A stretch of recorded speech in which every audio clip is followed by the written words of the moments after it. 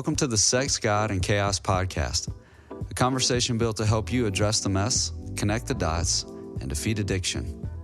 Doing your work matters because if nothing changes, then nothing changes. Life is tough and we're here to help. I'm your host, Ben Derrick, and as always, I'll be joined by Roane Hunter. Let's jump right in. Roane, we're to our favorite part of the day, and that's where we get to sit behind microphones and talk about really uncomfortable things. It's awesome, isn't it? And you know what's amazing? We have not been canceled yet. That's pending. We're going to keep our listeners on edge because we'll let you know, listeners, when that happens. Well, we are committed to authenticity, even publicly. Yes, we know that it's inevitable. If you, we may be doing a GoFundMe for posting bail for Roane and Ben. Do you go to woke jail? What happens? I'm not sure. I haven't been yet. I think we're going to find out. Yeah. Hey, let's talk about this before we get to our content. An email came across that was what? Wow. Yeah. This person is very far away. It was awesome. One of our listeners, regular listeners that wrote in, and actually we know we're international, and we got an international email from one of our listeners in Canada. So I want to say hey to all the Canucks out there. Isn't that what they're? I was just going with it. Is that offensive? You said it with authority. Yeah. We're Mississippians. What do we know? We don't know. Yeah. We've never seen snow. That's right. Yeah, a few times every decade we get that here. But it was pretty cool. Having somebody reach out and talk about how they did enjoy the podcast, and it's been beneficial. So we're helping one guy. We know that. That's right. Well, this is the motivation for the work. I mean, of course, you and I converse all the time, but we take these conversations public because we believe that there are people out there who are desperate for this sort of information. It's just not being put out there very much or very well. So that's a little bit of what we're trying to attack here. Our episode on community, I can say, just here locally, stopping to have conversations in the Deep South with people who go to church and have been going to church their whole life, that seemed to be making some waves here. So I'm hopeful that it's doing that in other places.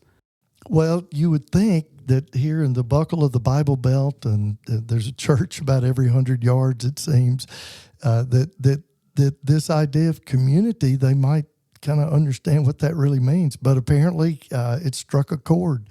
And we talk about it all the time, in our real men's community where we do life together. And I think that's the difference is community at church is like on Sunday, hey, man, how are you doing? Yeah, great. Okay, good, fine. See you next Sunday. That's right. Wow. Maybe see you next Sunday. The depth of that conversation. It is life-changing. It's powerful. Yeah. Okay, so I think I'm being a little bit avoidant of our topic, which is interesting. Yeah. Hopefully that piques the listeners' interest. But we discussed a while back that we really need to bring this up because it seems to be something that's plaguing marriages in the shadows. We say it that way because it's coming up inside of the counseling room quite a bit, almost, I would say, on repeat. And most people would not want to touch this topic with a 10-foot pole. But we have to go there because we believe it's going to be helpful to bring this conversation out into the open. We have the basic belief that a word that describes, one of the primary words that describes a male is initiate. Initiate. And we very much believe that. However, it does seem to go awry frequently when we're talking about initiating sex inside of a marriage. So we don't have a very clear roadmap where this conversation is going to go because that would be disingenuous. Where would you like to start today? Wow. As you said, Ben, this thing comes up in the counseling office. It's pretty darn consistent. And it's one of those things where it's kind of the belief is, and so often is the case that, the husband's job is to initiate sex, and we're the one that's supposed to be pursuing sex, and then the wife's job is to say no, or at least that's kind of how it plays out, right? Or so it seems. And boy, that that frustration, the kind of the duty sex, obligatory sex. If a wife is doing that, eventually she's going to wind up being an angry woman. And so really nobody is satisfied with this, because I think there's something in us that, like, we know that it's not supposed to be this way. Sex is certainly a gift from God, and it's a beautiful part of marriage and the marriage relationship. It is intended for pleasure and certainly a respite, an oasis from the crazy world. But when you've got a lot of other stuff going on in the marriage, and two people don't like each other, but they live under the same roof, you'll see this dynamic of, like, kind of the wife as the gatekeeper and the husband as the kind of like charge the gate, and boy, it becomes really problematic. Yeah, it almost feels like there's no way out of this dynamic. Once you get into it, everyone just kind of goes to their own corner. I love what you just brought up, though, and I think it's a great place to dig in, at least from a place of neutrality, that there's a solid chance that both members of the couple have a really incorrect idea of what it means to approach sex inside of marriage. I lean in usually when this conversation begins to happen, and I give one of those timeouts, and I ask both members of the couple, okay, who taught you what it looks like to have a healthy relationship with sex inside of a marriage? Just give me a list of people. Of course, the answer is, well, no one did. Then I go over to the other party. Well, who taught you? I mean, well, obviously you're bringing the information here. Well, no one did. So we're both just flying blind here. The problem with that, and we've talked about this in previous episodes, it is just a hotbed of resentment when everyone goes to their corner and they're not doing so peacefully, right? So I think it would be helpful to just dial in maybe a healthy view of sex inside of marriage, because honestly, I don't know that that's ever been told to me just in one shot. Well, yeah, and that is the problem. So often, everybody brings their own sexual shame into the marriage. That may be from past acting out behaviors. It may be from especially for girls growing up in a sex negative atmosphere in the home, especially in kind of the rigid religious homes where, sex is bad, sex is dirty, don't do it, save it for the one you love and marry. Which That's my personal favorite. It is, isn't it? Like, oh, wow, this is great. I can't wait. That's right. But they, girls get that message, and girls that are promiscuous in high school, the names that they are called, we could not say on the podcast. We could, but we would definitely get canceled. Yes. They're horrible. And then, on the other side, for boys, in high school, the guy that, he's out there, acting out, doing all the stuff, all the names are positive. And it, again, all of these things go into, kind of the bigger picture. And even when we started Sex, God, and Chaos, the goal was not just to talk about sex and, to talk about sex, but not just to talk about sex addiction and porn addiction. It's really, and we want to have a broader discussion because, certainly, we work on the negative side of sexuality, but I would say the bigger goal is this idea of, like, what is healthy sexuality in a marriage relationship? And man, there is very little out there around that. And I would say that, number one, if I had to kind of do the list, but number one would be this idea of mutuality, where sex would be mutual between husband and wife, and the initiating sex would be mutual. The wife would initiate as often as the husband did. And sex would be a natural, organic, healthy conversation that they could talk about it without the anxiety, without it being charged, without just, the feelings of rejection or fear of rejection, which is always there. And the thing of it is, like, the best foreplay with sex is actually communication, which most couples do not do.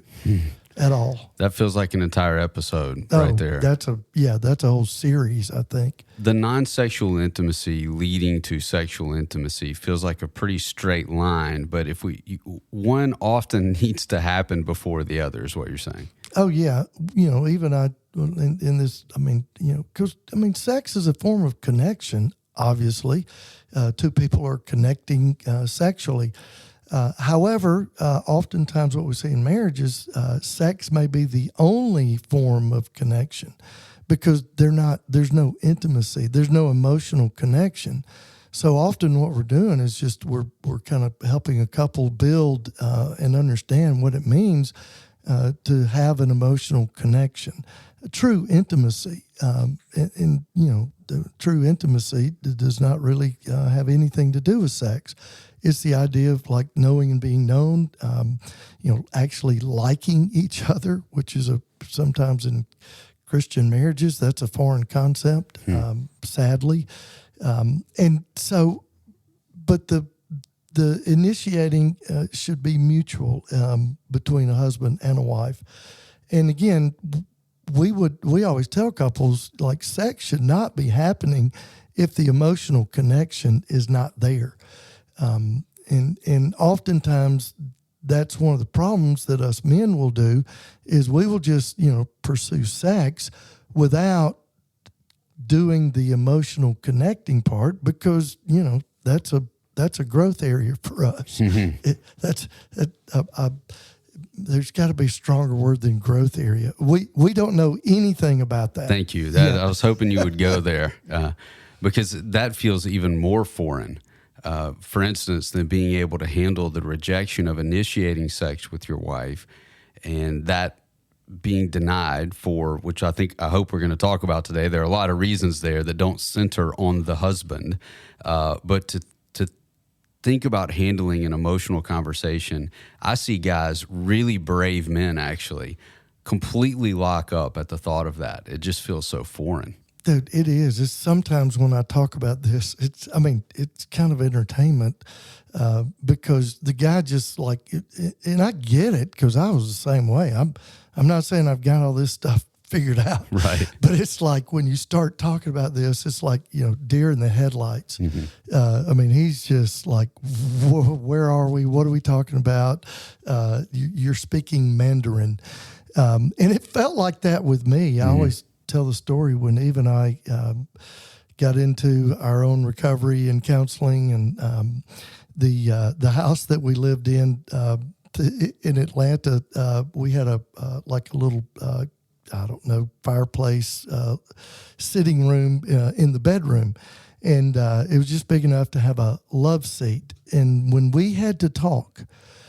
Oh God! Even now, I saw it. Do you was see physical. The trauma on my face? The body keeps the score. It's still there, but it's like, okay, we gotta talk. We gotta go connect, and we had to sit on the love seat. I used to call it the hate seat because I hated sitting there trying to do something that I had no idea what I was doing. Oh yeah, it was. That feels so real. Yeah, it was awful. Yeah, I think I'm a little bit better at it today, and I think we don't have to go to the designated place because really for us today, and I think Eva would verify this. The conversations, just the connecting, is just much more organic, and we're doing it, consistently, throughout the day. Now we still, at times we will use Phanos, which is a great way to connect on an emotional level.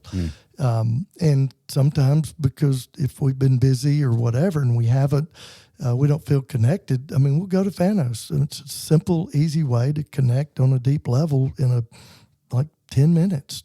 It's not complicated, but boy, I think for us men, it's just, this stuff is like, I can't give you a list, check the box, do the list. We love that as men.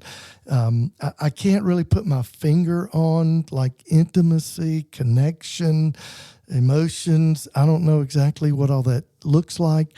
And we're just kind of like, chasing windmills, grasping at air or something. and it's difficult to learn to do it, but we can. So let's talk about when a man comes in and sits in an office and says, all right, here's why I'm here. And this is rare, but it does happen. Here's why I'm here. She won't have sex with me. Oh. And every time I initiate, all these universals that we, red flag universals, every time I initiate, she shuts it down, and I'm just so frustrated, I don't even try this anymore. So I don't know, and this is always the final step of this conversation, I don't know what we're doing here. This isn't even a marriage. Oh, right? yeah. So what we're talking about today, just focusing on the man, we're going to go to the female in just a minute, but focusing on the man, at that time you start talking about, are you actually connected to your wife? And, and the answer is usually, no, that's why I'm here. We are not connecting. I want to have sex to connect. That's right. That's what he's saying. Yeah. But it actually doesn't work that way. But I don't believe that that's something that we tell men as we don't initiate them in our culture today, that there are more ways to connect than just through sex. And this bleeds over into the isolation conversation that we have a lot about men, that we're not in community learning how to connect. It is, we always talk about it in our men's community. The thing that we're really doing is the practice of intimacy. I'm sure people think, oh, well, it sounds like you guys are being intimate, having sex. Well, I can assure you that's not happening. Yeah. Yes.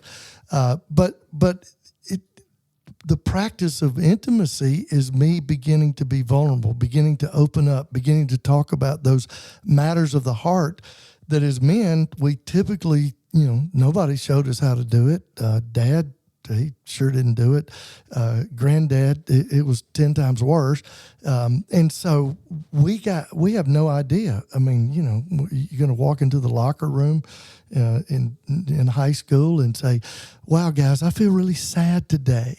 I mean, you're going to get your ass beat. That's how that works, right? Yep. And whereas with girls, I mean, they do that. That actually happens in their world. You see it. I mean, it still happens today. I've seen it happen in our groups where a wife starts crying, and man, it's like 5 women get up and bringing her Kleenex, and they're talking about the tears or whatever. And on the flip side, no man's ever going to cry in a mixed group with women. Yeah. True fact, at least in my experience, men will cry quicker, faster, easier in a men's group where they feel safe than they will in a group with a mixed group with women. Oh, 100%. Oh yeah, 100%. Yeah. Guys crying with other guys is a very common occurrence when you start getting real about things. And I think it's a beautiful moment when the emotion overtakes a man. It is. Because then, he has to face it. But it could be a little bit frustrating, though, for someone who's paying for intervention to hear the answer to the sex question is, you've got to start pursuing and connecting with your wife outside of the bedroom. That's where the solution resides, right? It does. And I can just hear the women listening right now like, yes, we've been waiting to hear this, right? But that is one of the first essential key steps. Now, I do think it's important for us to say here today, that's not the only way to get this solved. This isn't and I think this is why people shy away from this issue, especially today. This is not a one-sided issue. It's all the man's fault because he's just horny and wants sex all the time. It's way more complex than that, which we say about almost everything we talk about. I believe we're being honest here in saying there are 2 sides to this equation. And I think out of fear, most people publicly don't talk about that other side, the female side. I'd like for us to do that today because there's some really helpful information over there as well. Boy, it is. The book, and we are going to have her on the podcast. The book that we recommend now for both husbands and wives to read is a book. It's called The Great Sex Rescue by Sheila Gregoire, and it is amazing. She surveyed a lot of evangelical Christian women, so it's church women. And the things that came out of those surveys, and the just and in what she's got in the book, it's amazing. And she talks about it in there. Eva talks about this so often as well. But when a woman is sexually averse, there's a reason for that. It's not always that the husband has done bad or has just always wants sex. That certainly can be. Yep. But a lot of times it's what she grew up in. It's what she was taught. And Eva will encourage women to focus on the pleasure rather than the desire. Because, again, I'm not a woman. I'm just going on what this very, very knowledgeable wife says. The desire for women is not as frequent as it is for us men. Yeah. I mean, just physiologically, men have, we're producing millions of sperm cells, every freaking hour. I mean, it's like a ticker tape parade. And so it's one reason that we will have, sex on the brain. And for women, their ovulation is, once a month, 48 to 72 hours. So that constant urge is not it's not there. But pleasure is, and there are ways to begin to experience pleasure that will actually lead to desire. And Eva does a great job. We probably should have had her on here, but I'm sitting here thinking, yeah, we will. But it's just that idea that it's absolutely beginning to understand the difference between pleasure and desire. Yeah. So the attraction being to the pleasure. This is a pleasurable experience. Instead of, do I desire to have this vulnerable moment, these vulnerable moments? That's a little bit more heavy of a lift at times, and even for the male. But I do think, and I hesitate to use the word suffering, but so maybe just experiencing. Just in our survey of marriages over the years, I do believe there are a lot of women who are experiencing being put on the outside emotionally by their husbands until it's time to call them into the bedroom, and there may not even be an emotional connection there. Then we get into this obligatory sex, which is really, really traumatic on a marriage, especially if it's for a prolonged period of time through the course of the marriage. But for the women, I think the messages that I have heard, there are a lot of things complicating the internal messages for a woman around sex. We've touched a little bit on religion. I know you and I have to be careful about that because it'll dominate the episode. But just the silence around sex in conservative circles, how damaging that is. But even more damaging than that was when there was actually a voice there. It was usually juvenile because no one was talking about it for that person. And then on the backside of that, very damaging because all they were trying to do is to create compliant citizens instead of teaching exactly what sex was, what it was designed for, the beauty of it. But we also have additionally, I think, I deal with a lot of body image issues on the female side, and that's very legitimate, but difficult to know what to do with. Oh, yeah. But that's it's so real. I mean, we hear that, we know that. There's books written about it. And men have body image issues as well. We usually think that our bodies look a whole hell of a lot better than they really do, right? And for women, it's just the opposite, right? Yeah. But there's again, man, this is such a complex issue. But I think if a couple is willing to begin the journey of figuring this out, you actually can. But it takes time and tears and talking, that's for sure. But girls are, especially in Christian world, girls are told they're supposed to be the gatekeeper. I mean that how do we even know what that word means? Yeah, it feels weird. But I know when you say it, it's kind of like, in Genesis, and, we just read about the snake was talking, and then we just keep going. wait a minute. Wait, time out. There was a snake. It was talking. That's how this book starts, talking it. What are we in Narnia? What's happening here? Go listen to the Bema podcast. Yeah. It's awesome. I knew you were pulling from that. Yeah, I had to. Yeah. Marty Solomon. Yeah, we're going to get him on the podcast too. If anybody knows him, reach out. Please. Tell him he needs to be on our podcast. Yes. But I mean, like some of these things that you hear that we just accept, which again, that just points to so much distorted thinking that we've all been kind of enculturated with. And we've got to begin to examine those things and like, man, where's this coming from? Because that's the only way you're going to change it. First, you got to be aware and understand, obviously, it's a problem. And then, where's this coming from? And then I've got to begin to really change the way that I think about this, the way that I practice it. There's just a whole lot to it.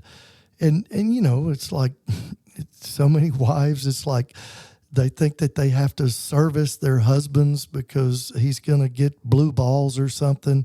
Oh, I literally crack up when a guy in my office starts talking about blue balls. And I just look at him and I go, and I've had guys tell me that, their doctor told them. I'm like, well, dude, if I were you, I'd be asking the doctor how much porn he's watching, right? I mean, there's a reason why this stuff is perpetuated. Yes. And if you go read about it, I'm sure we will get emails about this saying, no, it's real. Okay. But it's really a psychosomatic kind of a deal, right? You don't really have pain. You just broke a lot of hearts, right? I know. Because, there's guys out there trying to manipulate their wives with that. It's like, my pain is real. And it's really not. Mm-hmm. It's real in your head. But there's so many things that go into this. And it's like, men have this need that women don't have, and it's like, that's not true. There are women that actually like sex, enjoy sex, and sex is healthy, a healthy part of, their life and their marriage. And it's like, that's okay. And I think sometimes it's almost like we have to give women permission to say that they find sex pleasurable. It's okay. But boy, there's so much that it just in the, their backstories and all the things that they hear and are taught, where it's like, man, it's hard to overcome those things, but you got to face it, talk about it first. Yeah, I think it's important at this point in the episode to acknowledge we've used the male in this category, female in this category, but you and I both see couples where it's 100% reversed. Well, and that to me, I've had those situations, and I think the first couple I had like that where the wife was angry because the husband was actually, dealing with sexual anorexia or sexual aversion, and like he didn't want to have sex, and she would get really, really angry. Like what is typical, like you kind of expect that when that role is the norm, the husband's pissed off and angry because the wife won't have sex with him. And it's like, man, when you see it reversed, wow, it really kind of, I mean, that's one of the things that opened my eyes to this. This thing it's problematic on both sides of the fence. And I mean, there are ways to work with that and change it. But the like I said earlier, the greatest aphrodisiac in foreplay is communication around sex, and most couples don't. Yeah, so let's talk about what that looks like, because I feel like we have a very action-based listener audience, which I can appreciate a lot. What does that even look like? I mean, to be able to pull up to a table over dinner or, sit outside after the kids are in bed and say, hey, I'd like to talk about sex. And where in the world do you even go with that conversation unless you're bringing some information to bear? It feels like what we're saying today is that it would be great for both people in the couple to acknowledge, I think we both have some distorted thinking around sex. It's got to be true. And I'm not here to judge you or to shame myself, but it would be great to talk about those things without it leading to an argument or being actually having to go through the paradigm of rejection, this is the worst time to talk about things. when you are experiencing rejection, because no one enjoys that experience. And we're going to come out swinging, man. Like, I feel belittled. I feel embarrassed. I feel like less of a person. Let's talk about it. Right. But the other side of it is, and especially when I talk to husbands, like, well, if a day is going well, I don't want to wreck the entire thing by bringing up sex. There's a lot of fear here. Well, anxiety, is part of arousal. And so anxiety is present even in a great, healthy sexual part of a marriage. Mm-hmm. Anxiety is there. And so, but usually anxiety is amplified when it comes to like sex or talking about sex, because I think, a lot of men, I was this way too, I'm sure. It's like, I don't want to bring up this charged subject because, like, man, I might have sex tonight. And if we go down this road, I might not have sex. I mean, even that, right? I mean, that's fear. That's anxiety. And so, we've got to begin to just be able to even have that conversation, put that on the table. I want to talk about this, but I'm scared to death because I might get rejected. And that's the thing, husbands, men, man, we get so much of our validation, affirmation, everything from like, somehow if I can sex her, I'm a man. Life is good. And it certainly is. However, it's these other missing pieces where life is probably not good for her.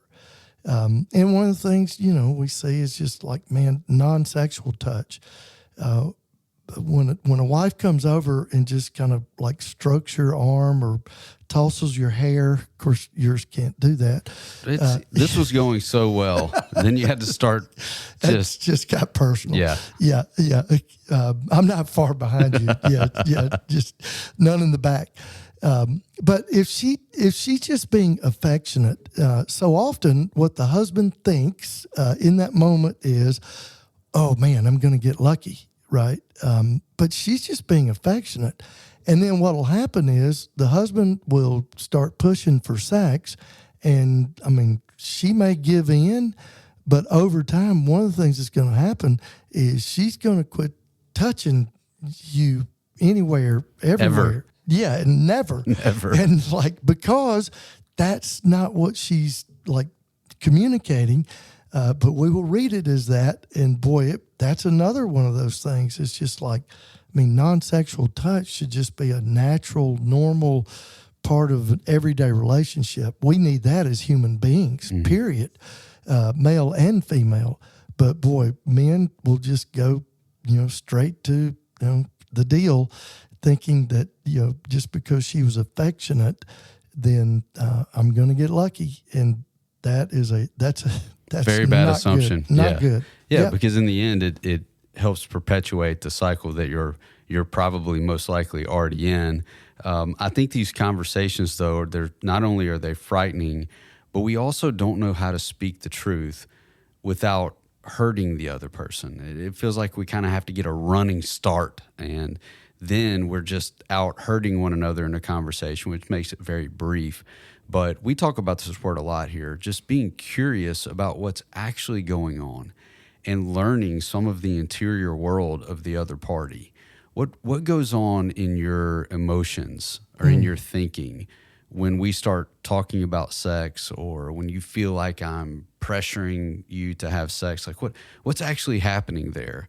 And not being in a posture of defense, that's also very difficult. I see men especially wanting to defend themselves, and they're so hell-bent on defending themselves, they don't hear their wife.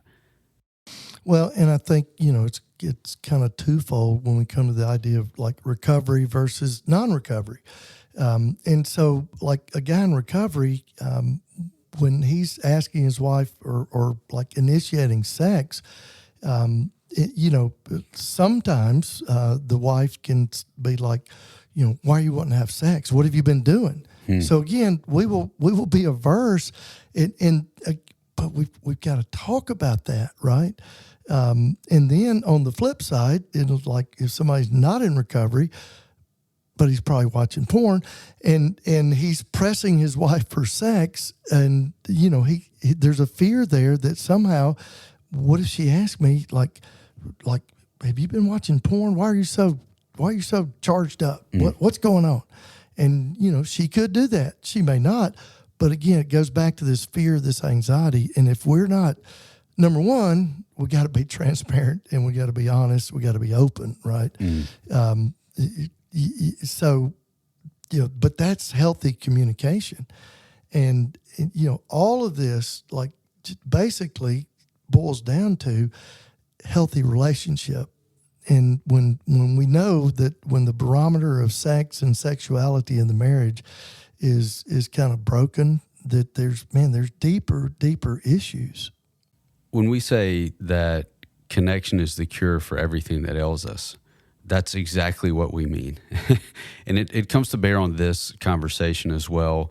It would be, I think, a signal that health is moving into the couple when one or the other, whichever one is initiating and receiving rejection, gets just as upset about that rejection happening over non-sexual touch or non-sexual communication even, that spouse says, we're not connecting, and I'm just as mad about that as I would be if we're not having sex, because that means that person has begun to point their energy towards fighting for connection, specifically through, in the beginning, communication inside of the marriage. So this is our definitive, it feels like we've gotten here today, this is our definitive starting point, even with this presenting issue of sex not being mutual. Absolutely. And, one of the things that always amazes me is like couples come in and, okay, so like the identified problem, let's just say it's like sexless marriage or sex is problematic and we don't know what to do. And, they want to come sit on the couch for an hour and we're going to wave the magic pixie dust and everything's going to be fine. Well, I mentioned it earlier. It's like that book, The Great Sex Rescue. If a couple would take that book and just put the Bible down, it's okay to do that, and use that book for your instead of Bible reading, use that book for your devotion, use that book for your reading time. Like you read it together, and you don't have to read the whole thing at once. You could actually read like 2 pages and then talk about it, communicate. It's going to generate incredible conversations. And I mean, just something that simple, but it is always amazing to me how, like, we've got this problem and we're like, okay, this would be probably something that could be helpful. We know it will be, but no, we're going to come back next week and we're going to hash it all again. That's right. It's great. What the couple is really saying, if not both parties, are looking at you saying, no, I want you to change their mind. That's so true. So true. But that goes back to, man, just it's ownership on both sides. We're all broken, men and women. Even if, there's sex addiction in play or porn addiction, that's the husband's brokenness. Typically, there are women that are dealing with that too. But we're just for general conversation, that's kind of the norm. Well, brokenness meets brokenness. Water rises to its own level. And at some point, the betrayed partner has to begin to look at how she got into a marriage with somebody where that was present. And then that begins to go back to childhood and all of her messages, all the stuff she grew up with way before dude ever showed up. Man. Yep. Yeah. It's as we say over and over, even in this episode, it is complex. And we're going to bring a complex solution set to it over time that it's not going to solve tomorrow or next week. Interestingly, though, just to drop some hope in here at the end of the episode, that feeling of connection outside of the bedroom, it is awesome. When it's going well, it is awesome. And I have found even in my own marriage, it kind of turns down that need. Crazy to think about as a man. It kind of turns down that need to connect in the bedroom solely because you're already connecting in other ways, and there's peace in the relationship. There's shared responsibility, shared ownership. I mean, it just broadens out the scope of the marriage in such a way that is so life-giving.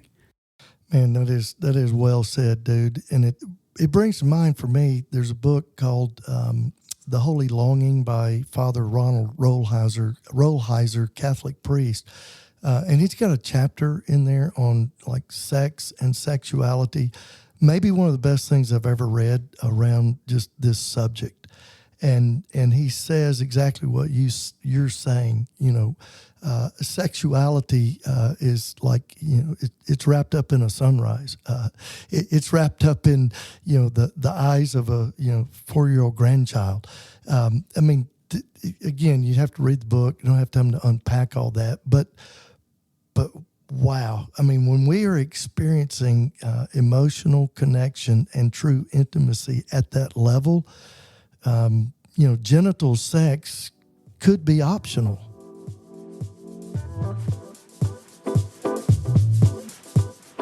To learn more about what you've heard today and to engage with the Sex, God, and Chaos team, visit sexgodchaos.com.